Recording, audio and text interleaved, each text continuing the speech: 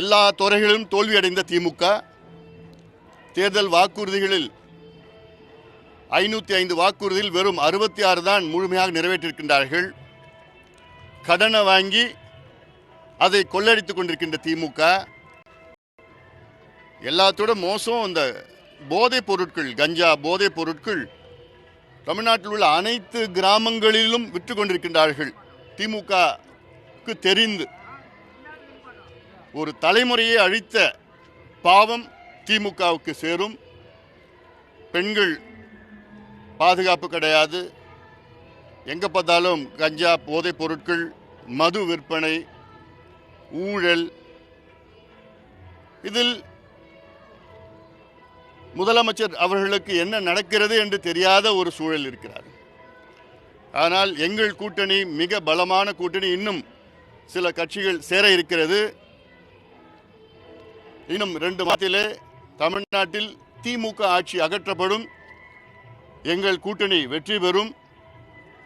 மிகப்பெரிய வெற்றியை தமிழக மக்கள் எங்களுக்கு கொடுக்க இருக்கின்றார்கள்.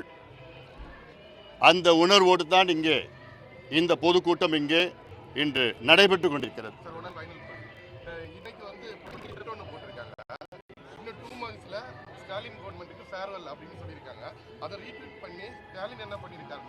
தேர்தல் காலத்தில் மட்டும்தான் நீங்க இங்க வரீங்க, எங்களுக்கு தர வேண்டிய 3500 கோடி கல்வி நிதி என்னாச்சு? இது போன்று தமிழர்களுக்கு மறுக்கப்பட்ட பல்வேறு விஷயங்களை குறிப்பிட்டு நீங்க தேர்தல் காலத்துல மட்டும்தான் பிரைம் மினிஸ்டர் நீங்க வரீங்க, இதெல்லாம் தமிழ்நாட்டில் தமிழ் மக்கள்கிட்ட எடுபடாது அப்படின்னு சொல்லியிருக்காரு. கடந்த 5 ஆண்டு காலத்திலேயே எத்தனையோ முறை பிரதமர் அவர்கள் இங்கே வருகை தந்திருக்கின்றார். எத்தனையோ கட்டுமானங்களை திறந்து வைத்திருக்கின்றார். எத்தனையோ விமான நிலையங்களை திறந்து வைத்திருக்கின்றார். எத்தனையோ தேசிய நெடுஞ்சாலைகளை திறந்து வைத்திருக்கின்றார்கள். எத்தனையோ தொழிற்சாலைகளை திறந்து வைத்திருக்கின்றார்கள். திமுக என்ன செய்தது? 5 ஆண்டு காலம் திமுக என்ன செய்தது? ஏதாவது ஒன்று சொல்லுங்க. தமிழ்நாடு மக்கள் என்ன செஞ்சீங்க? நீங்கள் கொடுத்த வாக்குறுதி என்னாச்சு? நாங்கள் ஆட்சிக்கு வந்தால் 100 ரூபாய் எல்பிஜி மானியம் கொடுப்பேன்னு சொன்னீங்க, கொடுத்தீங்களா? நாங்கள் ஆட்சிக்கு வந்தால் நீட்டு தேர்வு ரத்து பண்ணுவோன்னு சொன்னீங்க. நாங்கள் ஆட்சிக்கு வந்தால் கல்வி கடன், விவசாய கடன், அப்புறம் நகை கடன் தள்ளுபடின்னு சொன்னீங்க. நாங்கள் ஆட்சிக்கு வந்தால் 100 நாள் வேலை வாய்ப்பை 150 நாட்களாக உயர்த்துவோன்னு சொன்னீங்க. நாங்கள் ஆட்சிக்கு வந்தால் மாதம் மின் கணக்கெடுப்பு எடுப்புன்னு சொன்னீங்க.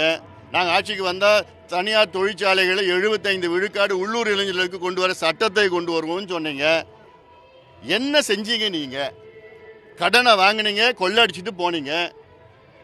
4500 கோடி ரூபாய் டாஸ்மார்க் ஊழல், 1020 கோடி ரூபாய் நகராட்சியில் ஒப்பந்தம் ஊழல், 888 கோடி ரூபாய் நகராட்சியில் பொறியாளர்கள் நியமனம் ஊழல், 366 கோடி ரூபாய் டிரான்ஸ்ஃபர் ஊழல், மணல் கொள்ள ஊழல், டாஸ்மார்க் பாட்டில் ஊழல், எல்லா துறைகளிலும் ஊழல்.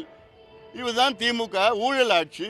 மக்கள் விரட்டி அடிக்க இருக்கின்றார்கள். இன்னும் 2 மாதம்தான். அவ்வளோ கோபத்தில் இருக்கிறாங்க.